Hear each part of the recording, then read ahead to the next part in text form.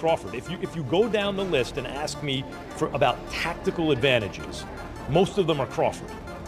What Canelo has is size, and as a result, physical strength and punching power. And a neck as wide as Broadway, for crying out loud. Right. The thing that I don't like about Canelo is that it's like almost every shot has to be a power shot. It's a power shot, yes. They both hit hard. Because and you can see the strength. You know, when I was fighting against Crawford, I didn't think Crawford was that strong, but when he kind of moved me around a little bit, he is very strong as well. So look, yeah, but why does he need to give that much away? He's pound for pound #1 in the world. Why does he have to go for fighting Canelo? Max Kellerman and Stephen A. Smith break down the clash between Canelo Alvarez and Terence Crawford. Stephen A. predicts Crawford will edge it by decision but warns of real danger if Crawford engages too much. He recalls Gervonta Davis's caution that Canelo's natural size and power could cause problems. Stephen A. insists Crawford must rely on defense, speed, and ring IQ, not trading punches. For both analysts, strategy, not strength, will be the deciding factor. And a neck as wide as Broadway, for crying out loud. Right. The thing that I don't like about Canelo is that it's like almost every shot has to be a power shot. It's a power shot, yes. And that's not beating Crawford. I will confess, I think Gervonta Davis's trainer, Cal, I think he said this. He said Crawford could find himself in trouble, and I'm not sure it was him, but I think it was him.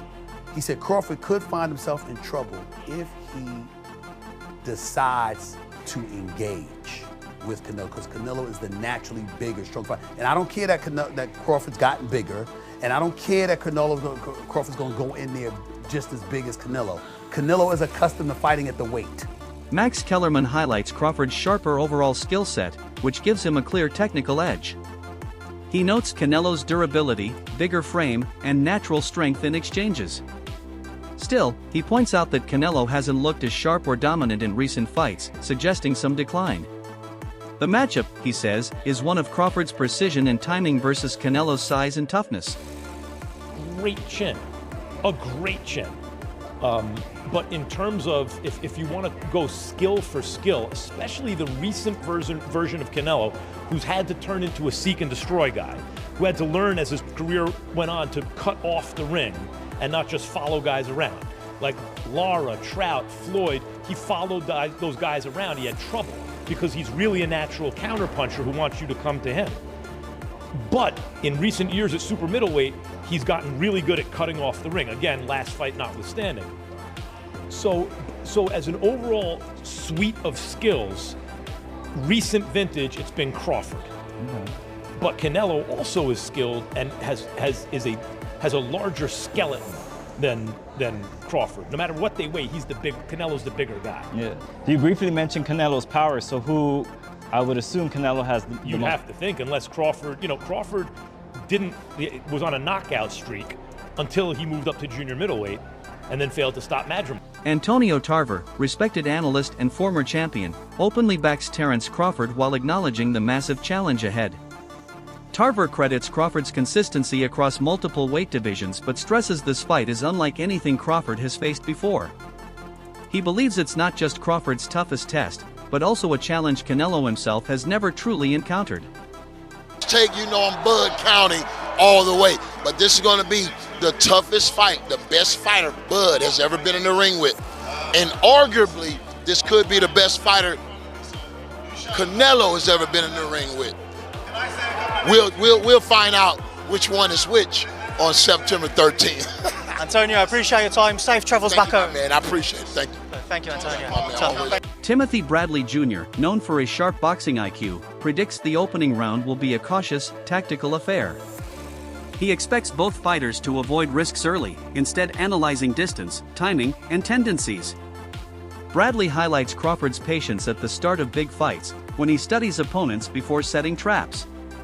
Canelo, too, often spends the first round gauging range before making adjustments. Bradley concludes the opener will resemble a chess match rather than fireworks. Crawford wants to feel his punching power as well. In the beginning, it's all the position balance. Like both guys are trying to get balance and trying to find their rhythm, you know, understanding their distance to where they can punch and at the same time avoid getting hit. You know, it takes Crawford a little bit more time than I would say Canelo to get right to it. Canelo, although I would say he is a prolific counterpuncher, fantastic counterpuncher, you know, he tends to find his spots a lot quicker. You know, and the indication of that is when, if you look at any of the boxers that Canelo has faced, Trout, even Danny Jacobs, even when he fought against Charlo, you just check out the first round. You know, he usually takes off, just feels the power, you know, cruises, you know, see what these guys know, a couple of feints, level changes, you know, just gathering information, right? Crawford does the same and similar things. So I think the first round's gonna be a real like calm and cautious round by both fighters. But in the second round, Canelo's gonna start applying that pressure. Pre-engagement with Crawford is a little bit more difficult than a Charlo, okay? Now let me explain this. So pre-engagement is the movements before you get into that sweet spot, which is mid-range, to be able to let your hands go, right? Both guys are trying to counter each other's movement. Both guys are looking at each other's, you know, hands, trying to anticipate what they believe is going to come next. Amir Khan, who has fought both men, provides a unique perspective. He says Crawford has already secured his legacy as an all-time great at welterweight. But Khan stresses that weight divisions exist for a reason. Moving up against naturally bigger fighters is risky. He argues Crawford didn't need to take this fight, yet acknowledges the ambition behind it. For Khan, it's a bold attempt to silence doubters and achieve what few ever have, defying the limits of weight. Still, he warns the gamble could either immortalize Crawford or put his career in jeopardy. Did all the build-up, they're nothing but respectful. Yeah. I just feel that, you know, in boxing, weight divisions are made there they make him for a purpose, and I highly respect and say pound for pound the best fighter is Crawford by far, and beats anyone. But when you start putting weight on and you go up a weight and you fight these guys like Canelo, even though Canelo might be now getting a little bit older and might be slowing down a little bit, but he's still going to be very dangerous. That punch power, you're still going to get tagged, you're still going to get hit. You're going to have to spar heavier guys to get ready for that anyway, so you're going to be taking a lot of wear and tear anyway. You're going to have to put adding a few pounds on. Does he need to put that pressure on himself? He's done what no one's ever done before. Two-time undisputed world champion. So why not just enjoy? But obviously you want to go for that next challenge. Now for him, he wants to go for that Canelo. I would advise him not to go for that. But if he's the man and he knows how good he is himself. So I can't really say to him that do this or do that. So really, he believes in his skills. He feels he believes in his skill. We can't answer for him. We let him go and do it. You know what I'm saying? And we all might be wrong. He might be even stronger than Canelo. He might pack the weight on well, that he might do really well in there. So look, you fought them both. Like, what are the differences between them? Obviously, it's weight. Canelo's strong and is easily hit. Very easily hit, very easily. Yeah. Compared to when I fought against Crawford, I couldn't even hit clean. Yeah. So really, that's the difference. And they both hit hard. Because and you can see the strength. You know, when I was fighting against Crawford, I didn't think Crawford was that strong, but when he kind of moved me around a little bit, he is very strong as well. So look, yeah, but why does he need to give that much weight? He's pound for pound #1 in the world. Why does he have to go up and fight Canelo? Promoter Tom Loeffler views the event as both business and spectacle. He points out that Canelo Alvarez and Terence Crawford are two of boxing's biggest global stars, each commanding massive fan bases. Loeffler says few modern fights can match this magnitude, a collision of empires. Canelo represents the sport's established face, while Crawford stands as pound-for-pound king.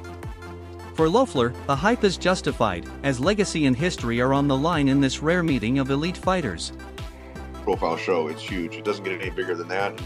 And you know, you got to give credit to both guys. They're both very confident. They both have very passionate fan bases. You know, Callum, you know, having fought in Dublin, packed the arena out there, the 3 Arena, having fought at Madison Square Garden 3 times, fought in Boston, and then Fernando Jr., from one of the biggest boxing named families, in the history of boxing, he's going to bring out a huge fan base. So it's a really exciting addition to, such a big show that it like I said, doesn't get any bigger than that for sure.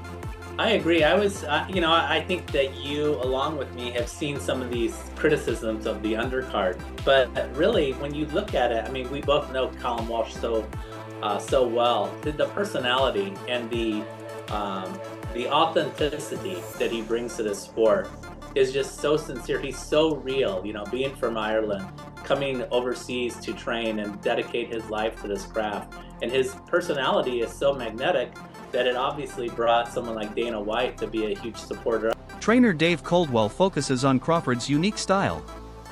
He highlights Crawford's seamless stance switching, precise footwork, and ability to control distance. Coldwell believes Crawford's leg movement is underrated, as it creates angles, frustrates opponents, and dictates rhythm. Against a pressure fighter like Canelo, these tools could be crucial. If Crawford stays mobile and avoids being pinned on the ropes, Coldwell says he has the tools to outmaneuver Canelo and pile up points. From when the fight got made, I've always fancied Crawford. I just think he's different. I think there's something about him. I think if you add what Crawford's good at, his brain, he can switch, he's very good as a southpaw. His judgment of distance is fantastic. His punch picking is fantastic. He's got good legs. When you add what, and he can pop. I mean, listen, I'm not saying he's got the power to hurt Canelo, but he might have the power to surprise Canelo a little bit and just sting him and just. But when you look at what Crawford does well, and then I look at this version of Canelo, as Canelo's got on, his punch rate's gone down. His feet have never been the fastest, but he's always had good placement of feet. His feet aren't the fastest, and he loads up. And he don't really like boxing at a pace. So I kind of look at that and I think Crawford can manage his way through the fight to win it on points.